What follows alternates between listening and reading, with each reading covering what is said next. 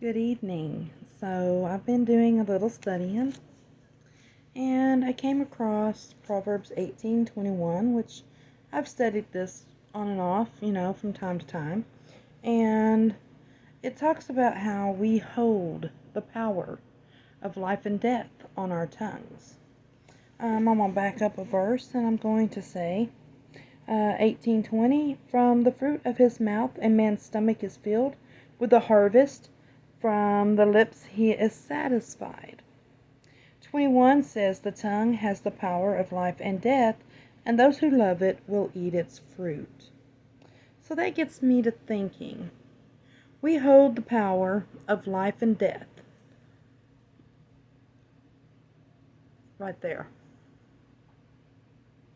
And whatever we speak, be it life or be it death, is the fruits that we will eat, and our stomachs will be filled with that harvest. But the question is, which one will satisfy your lips the most? Will it be the harvest of life, or will it be the harvest of death? So if somebody came up to you and asked you, where is John? And you said, I'm afraid I don't know. Well, why are you afraid? Are you speaking life into that answer? No, you're speaking death into that answer because of the fact that you said, I'm afraid. I don't know. When all that question required you to say was, I don't know where John is. Okay? That would be a straightforward answer,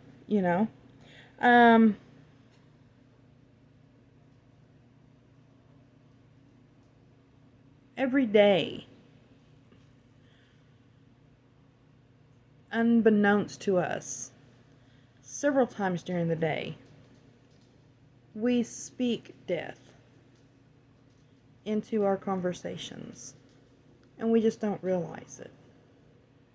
I can't do something, that is speaking death into the situation, okay?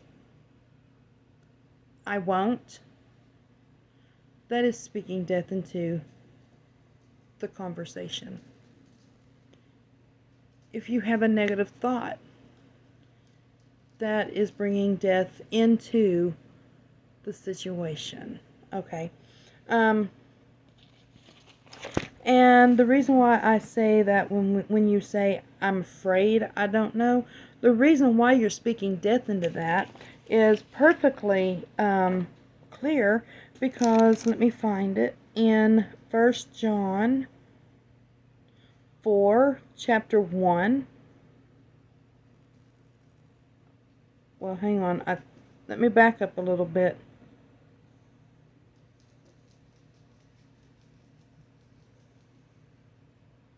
I'm sorry, it was 4:18. 1 John 4:18 says, there is no fear in love, but perfect love drives out fear, because fear has to do with punishment.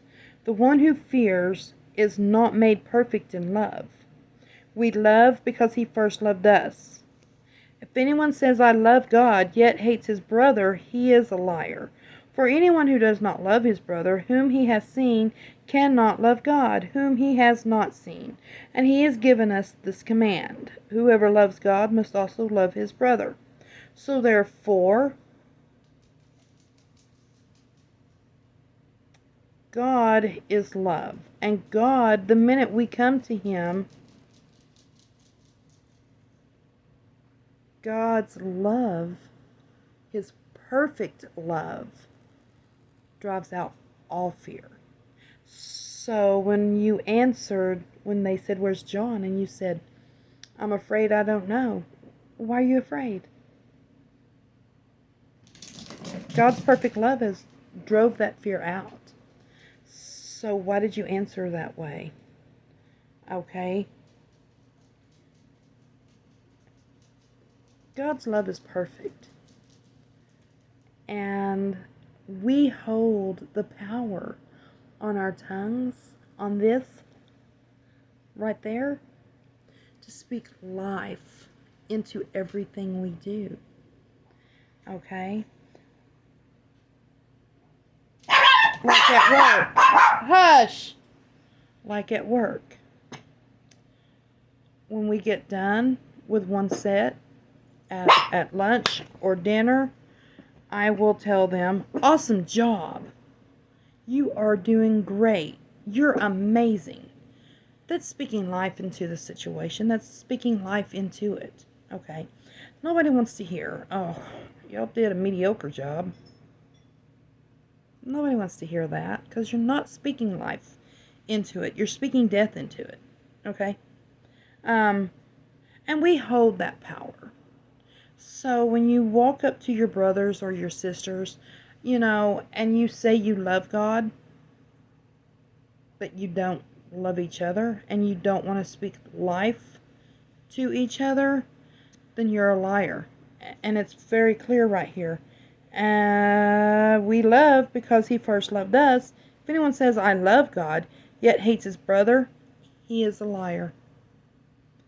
So if you say that you love God, but yet you're not willing to speak life to your brothers and sisters, then you're a liar. Because you don't love your brother, you don't love your sister. And therefore you cannot love God, because God is love.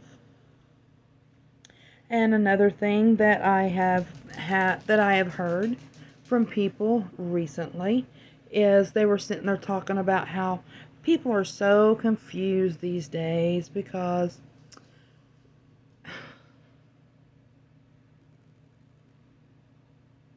you sit there and you say that this person is good. We're not good. I'm sorry, people are not good. We're not good. I'm not good. You're not good. There are no good people because we are all inherently bad because our hearts are selfish. Our hearts are very selfish. Our hearts are evil, actually, because our hearts want what our hearts want, and sometimes we allow that to dictate and rule us. So therefore, we are not good people. Even your biggest and best Christian is not good. The only being that's good is God. God is the only one that is good. He is the good Father. He is the good shepherd. He's good. And I've heard people say, that's not true. God's not the only one that's good. Yeah, he is. Because even when Jesus met up on the road to Damascus, I believe it was, with the two men, and they looked at him and called him good rabbi, which means good teacher. He asked them, what makes you think I'm good? And if Jesus can make a statement like that, then who am I to say that I'm good? Who are you to say that you're good? God is the only one that's good. And that's why we call him the good Father. That's why we call him the good shepherd. Okay?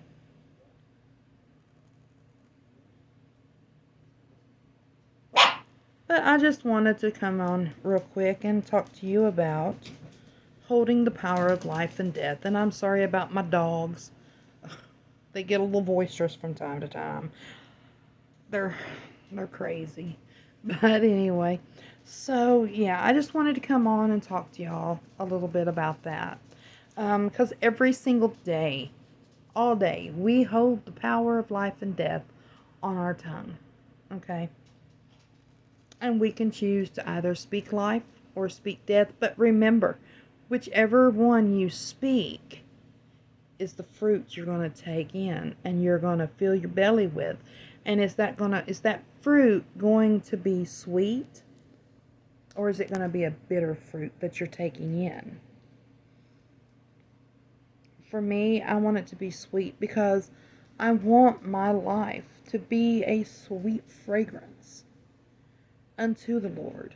I want him to look down on my life and look down on me and say, oh, that is such a sweet fragrance that she's letting off today.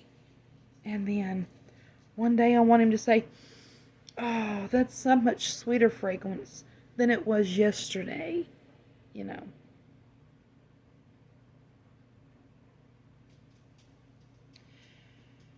I want to make my God proud. I want to make Jesus proud.